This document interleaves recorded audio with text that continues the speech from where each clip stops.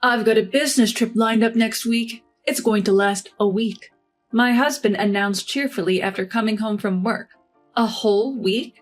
So far, his business trips have only lasted 2 or 3 days. 1 week seemed unusually long. This time it's abroad. Abroad? No wonder he seemed so excited. It was his first business trip overseas.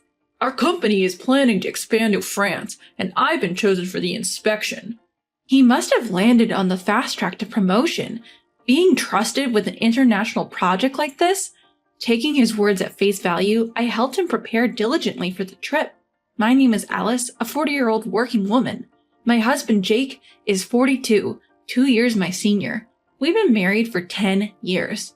Despite our efforts, we've been unable to conceive a child. 2 years into our marriage, we got tested and found that the issue was with Jake. I expressed my longing for a child, but Jake refused treatment, so we were unable to have a child. Still, we've managed to maintain a good relationship as a childless couple. Make sure to bring your passport yourself. 2 days before the business trip, I told him to leave his passport, which should be in his room, in the living room. The next day, when I saw it properly placed there, I prepared a suitcase and I felt reassured. However, on the day of his departure, an incident occurred. As luck would have it, I had the day off from work and drove my husband to the train station. When I returned home and was about to turn on the TV in the living room, I noticed the passport still lying there.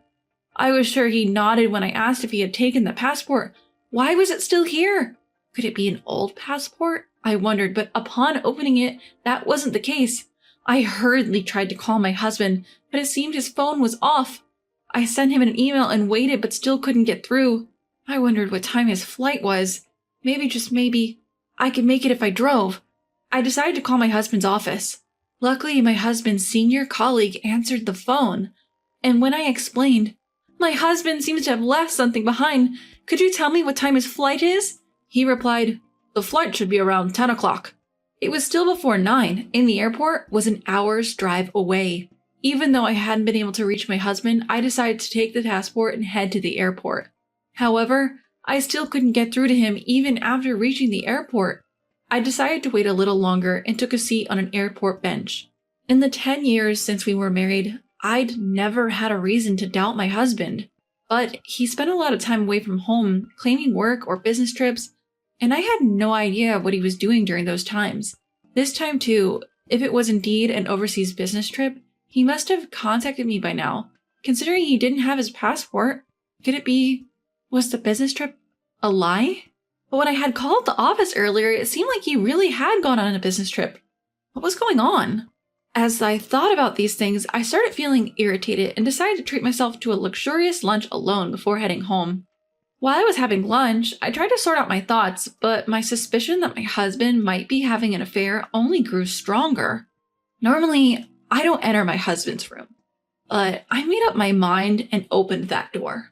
There, I found the dress shirts and business socks I was supposed to have packed in a suitcase. On his computer desk lay a diary. Feeling guilty, I picked up the diary and opened it. The date of today had business trip written on it. The destination was California. What does this mean? Why an overseas business trip? There was no information in the diary. I started up my husband's computer.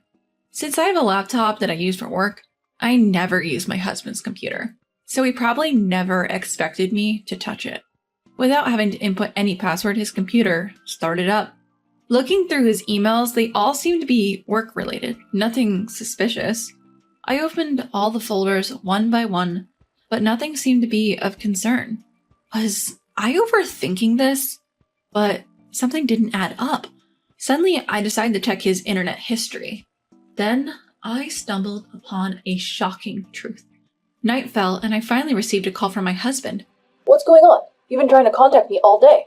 He sounded annoyed. Somehow I managed to stay calm and asked, "Where are you right now? You left something behind." "I've just landed in France. What did I leave behind?"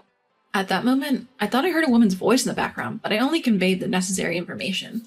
"Your passport." "What?" Hearing my husband's flustered voice, I quickly lied. "Just kidding. You left behind one of your dress shirts. Can you manage with washing and such?" He sighed. "I'm not a kid. I can manage with one less shirt." Trying to sound as calm as possible, I said, "Right. Do your best on your trip. and hung up the phone. A week later, on the day my husband was to return home, I took the day off and waited at home. This week seemed both long and short at the same time, a strange feeling indeed. I was keeping a low profile in the living room when he came home in the evening. I was prepared to wait until midnight if necessary, as I wasn't sure what time he'd return. But he came back, earlier than expected. My husband walked into the dimly lit living room. "Welcome home." When I called out from the shadows, he was so surprised that he fell on his backside. "Alice, weren't you supposed to be at work? Turn on some lights at least." "I finished work, so I took the day off. I was so spaced out that I forgot to turn on the lights." That's what I said.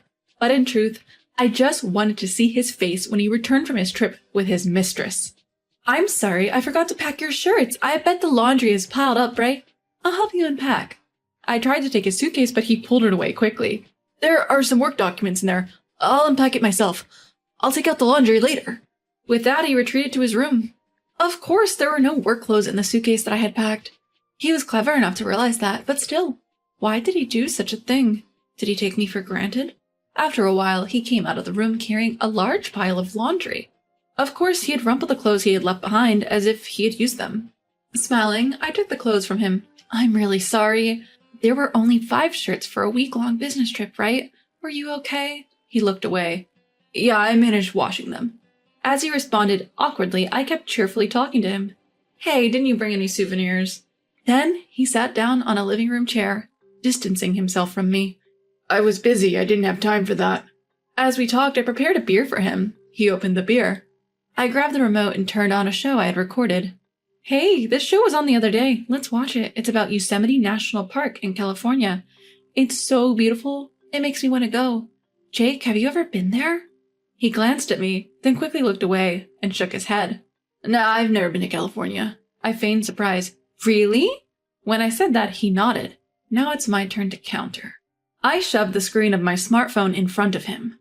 "But you've been to Yosemite National Park, and the food was delicious, wasn't it?" What was displayed on my phone was a blog post. When I checked his computer in his room, I found a blog that he frequently visited in his internet history. Looking at the blog, I saw a family from behind. The author of the blog seemed to be a man. Between the man and the woman, there was a young boy. If you just looked at this, you could guess it was a parenting blog.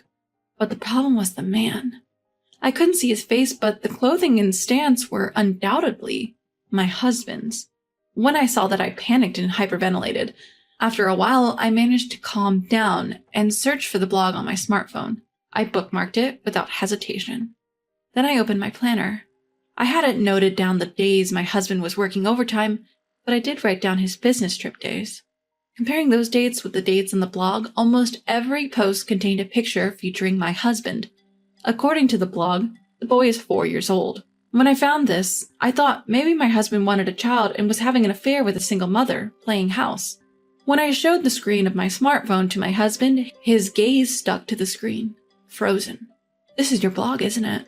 My petrified husband started to wave his hands in panic. "Huh? What are you talking about? What do you mean?" I could tell his voice was rising, and more than anger, laughter welled up within me. I pulled out my husband's casual clothes from the laundry he had given me earlier. "You wore this outfit yesterday, didn't you? Look at this picture. You're diligent, updating your blog even on a trip." I showed him another blog post. "And this outfit is the same, right?" To prevent him from making excuses, I had taken his clothes out of the chest of drawers. As I pulled out his clothes while comparing them with the blog, my husband seemed to give up, started to sob, and began to kneel down in apology. "I'm really sorry. It was just a momentary lapse. A girl I met at a bar seemed to take a liking to me, and she said she was a single mother, so I got caught up in advising her." "Oh, isn't that interesting? Taking your mistress along on a company trip? How impressive." As I looked at my husband with cold eyes, he continued without looking up. "No, you've got it wrong. She wanted to go to California, and it just so happened my business trip was to Yosemite, so we met up there." "Are you serious?" My husband kept his head down and begged for forgiveness. "It was just a moment of weakness. I'll break up with her. I won't see her again, so please forgive me." I let out a sigh. That's a cheap apology. With that, I placed the divorce papers in front of him. When he checked the divorce papers, he once again apologized dramatically. "I'll pay compensation money. Don't say we're breaking up." I could only sigh. Cheating for 5 years on a whim, that's half our married life. Upon hearing those words, my husband's face changed color. I continued. So you thought if you said it was a business trip abroad, you could secure time for a family trip? Saying you're going to France but actually going to California? What's that about? At least bring your passport properly. Didn't I check whether you had your passport this morning? It seems you didn't check properly because you didn't need the passport anyway. At that, my husband looked up as if he had realized something. On the phone you said I forgot my white shirt. That's right, I heard a woman's voice from behind you, and you lied to me that you were already at the destination. So I assumed you were lying about the passport. If you had realized that you really forgot your passport, you might have run away as it is. When I presented my husband's passport to him, he seemed to finally realize he had left it behind. My husband kept apologizing, but I didn't intend to let it end there. If you admit to cheating, you shouldn't have to lie. I showed him a certain investigation report and bank book. Interesting enough, my husband turned pale. You met her 5 years ago, and this child is now 4. It seems you acknowledged this child on your own, and have even been paying child support. When I found evidence of his affair in our bedroom, I immediately called my lawyer friend. She agreed to meet me that very day, so I took as many pictures as I could of my husband's diary, the clothes he wore in his blog posts, and headed to meet her. My friend agreed that he was undoubtedly having an affair and suggested that I hire a private investigator for more concrete evidence. The investigation confirmed without a doubt that the child was indeed my husband's secret offspring. After that, I went back home and checked my husband's bank book, only to be shocked once more. 60,000 yen was being deposited into the same account every month. The account holder's name was a woman's. It was probably child support. He used to complain about not getting raises, but it seems he was earning well enough. The money was just disappearing into child support. I might not have noticed if it weren't for this. We each managed our own bank accounts, and this wasn't the account we used for household expenses. I would never have seen it. My husband turned pale and couldn't utter a word. I showed no mercy. After all, you're not supposed to be able to have kids, right? Is that boy really yours? When I laughed and said this, my husband finally retorted, That hospital's examination must have been wrong. It was your fault we couldn't have kids. Well, that doesn't matter anymore. I've left everything to my lawyer. Thanks to you being away on a business trip to France for a week, I've gathered plenty of evidence. When I said this in a sarcastic tone, he became enraged, realizing he had no way out. I'll pay whatever compensation I owe, just get out! I picked up the voice recorder that I had left on the kitchen counter.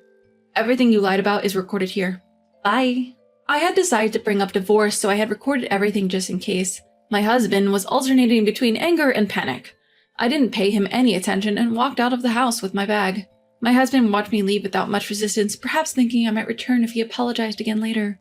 After all, as far as he could see, everything in the house remained untouched. I wonder when he'll open the door to my room. I've moved out all the necessary items, so my room is now completely empty. Thinking about this made me feel somewhat happy, and I returned to my company dorm. Later, I formally requested compensation from my husband, and the divorce was settled smoothly. Of course, I also received compensation from the woman he cheated with. My ex-husband was berated by his mistress for revealing their affair. However, he seemed troubled by something I had said, so he asked her if the child was really his. She replied candidly, I don't know whose child it is. At the very least, you were just a cash cow. My ex-husband sent me an email detailing his side of the story with the other women, playing the tragic hero. At first, I found it amusing, but I lost interest when I found out that he was forced to resign from his company and was living in poverty, so I blocked his emails. I have no idea what happened to him after that. I started a comfortable life in the company dorm, doing things I couldn't do while I was married, like going out for drinks leisurely and traveling with my colleagues. I'm enjoying my life.